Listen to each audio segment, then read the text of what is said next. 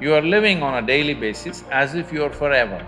The fundamental awareness that this is mortal, if you come to terms with that one thing, there would be no insecurity because there's nothing to gain, nothing to lose in this life. You came with nothing. Whatever the hell is happening, you're on the profit side.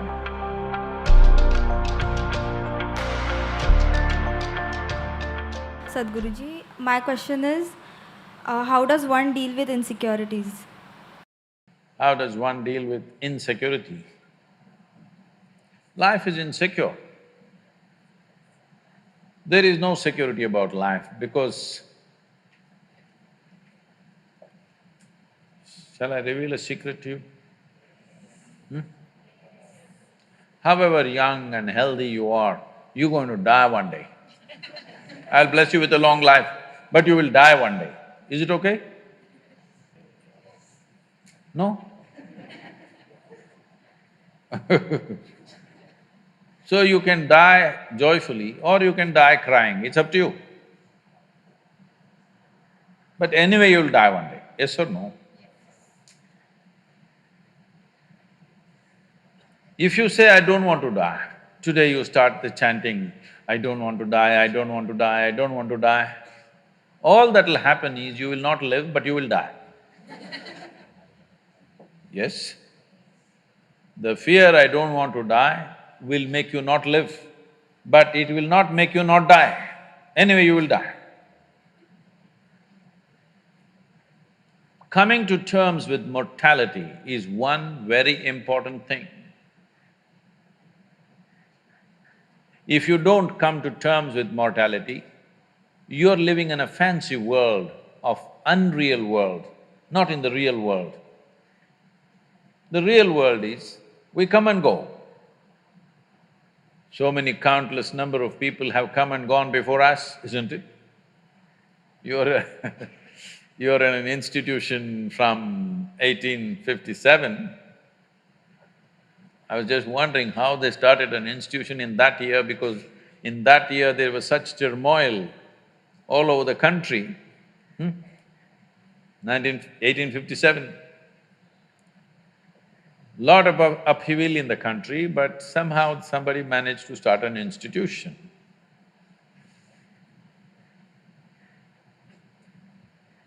The soil that you're walking upon, we don't know how many people are buried. Yes or no? All these countless people, number of people who walked this planet before you and me, where are they? They're all topsoil. Yes or no? This will also become topsoil one day. Unless your friends choose to bury you real deep, fearing you may raise from the dead. There have been certain instances. This happened. There was an old couple in Texas, over 75 years of age. It was their dream to go to the Holy Land or the Jerusalem. But because of business and then children growing up, going to the university and their marriages and da-da-da, they never made it. When they're over 75 years of age, they made the trip to Jerusalem. Jerusalem is a place where every cobblestone reeks of history. So they walked that pathway where Jesus is supposed to have walked, they went to that place where he's supposed to have walked on the water, and many things like this. They were overwhelmed by this whole experience. And unfortunately, the lady had a heart attack and she died. Then the man was preparing to take her body back to Texas. But then the local people approached and said, see, Jerusalem is the Holy Land. This is the right place to die. She's done the right thing. So let's do all the rituals here and bury her here. And it just costs you $25,000.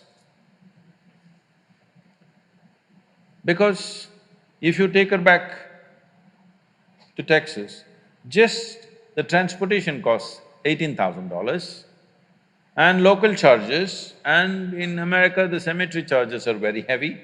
all this put together, you will spend much more money, and above all, she's chosen to die in the Holy Land. This is where she must be buried, let's do it. The man said, no, I'm taking her back to Texas. They said, see, you're very distressed because of your wife's death. You're not able to think straight, we can understand. So we will give you a super discount, $15,000. This is a haggling place, you know. Let's do it. The man thought about it and he said, no, I will take her back to Texas. Then they said, see, it doesn't make sense. I can see you're very distressed. You lost your wife of 45 years, so obviously you're very, very distressed, you're not thinking straight at all. We can understand this just because of that. You are an American and you are from Texas, so we give you an absolute super discount, $10,000. Let's do it. Come on, let's do it, let's do it. You must… what I'm talking, if you want to understand, you must go to Kashi or Haridwar, someplace, how these things happen, you know.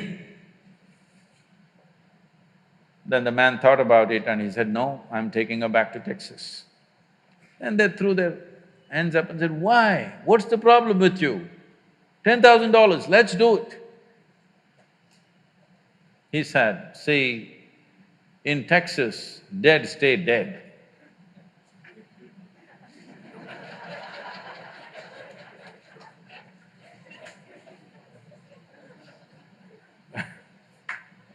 So,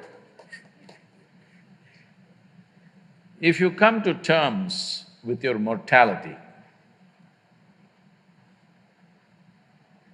security, insecurity, all these things will go.